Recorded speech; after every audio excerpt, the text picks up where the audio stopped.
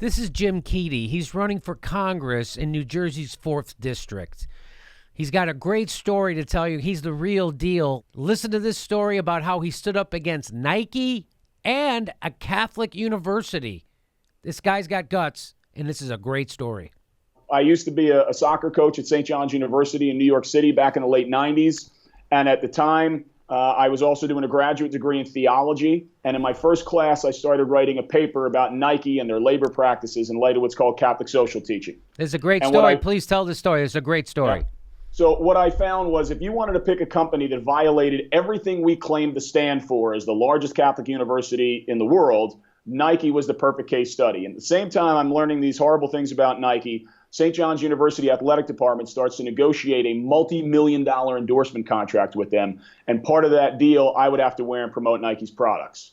I tried for a year to negotiate myself out of the deal behind the scenes. Eventually, I took a public stand. I said I cannot and will not be a walking advertisement for a company that is completely exploiting workers and is violating everything we stand for. And I was given an ultimatum by my head coach, wear Nike and drop this or get out.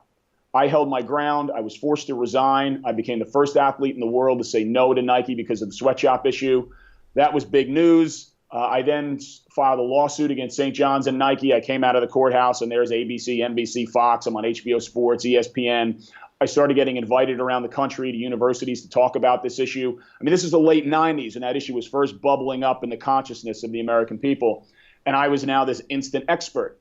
And in those early lectures that I was doing, I would have critics in the audience, the market fundamentalists, some of them like my Wall Street buddies that I went to high school with, saying to me, you don't know what the hell you're talking about. Those are great jobs for those poor people. What else would they be doing if Nike wasn't there? And I knew from my research that they were wrong.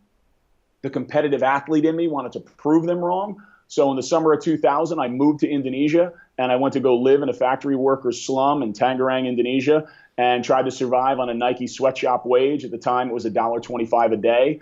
And I lost 25 pounds in a month living on that Nike wage, sleeping on a cement floor with the rats and the cockroaches, surrounded by, open sewers around the home, and met the mostly young women who made the stuff that as an athlete I wore my entire life, and I never thought twice about who they were and what their lives were like. And I promised them, I will go home, I will tell your stories, I'll advocate for you. And I thought I was going to do that for a 6 or 7 week speaking tour, and I ended up doing it full time for 15 years. I brought those stories to more than 500 campuses around the country. I've been invited down to Capitol Hill to brief members of Congress on the issue. I've been invited into corporate boardrooms to talk about it, including Nike's global headquarters in Portland, Oregon, or Beaverton, Oregon. And so when you went into Nike's corporate headquarters, who did you meet with?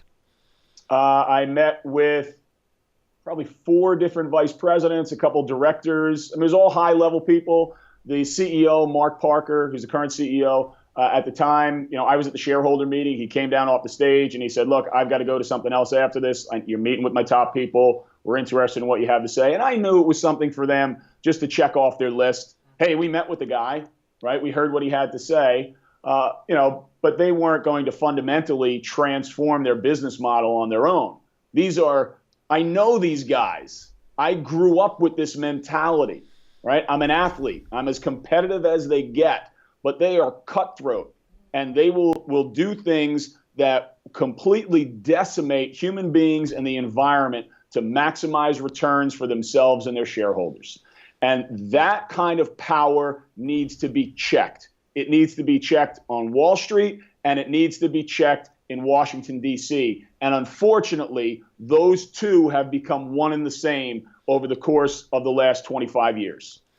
And so did you see, by the way, that's an amazing thing that you stood up to Nike and you actually went to India, you lived, that's just beyond, I can't even imagine doing something like that. So that's just all kudos to you for doing that.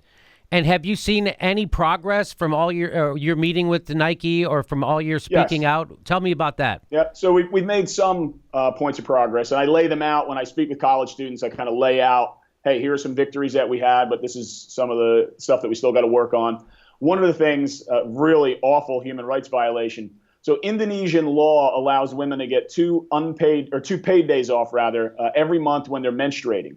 And the reason they put this into place is you've got maybe 20 women on a production line. product starts at one end, it ends at the other. Everybody does their little part. If a woman in the middle of the line happens to have her period, she's going to need to go to the bathroom a number of times during her shift. Well, when she's going to the bathroom, those products don't stop moving. They start to pile up. Efficiency isn't being maximized. Bad for business.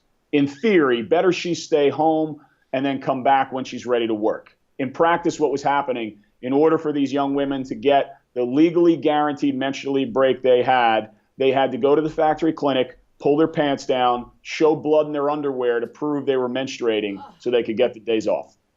And because of us exposing this fact, that has stopped.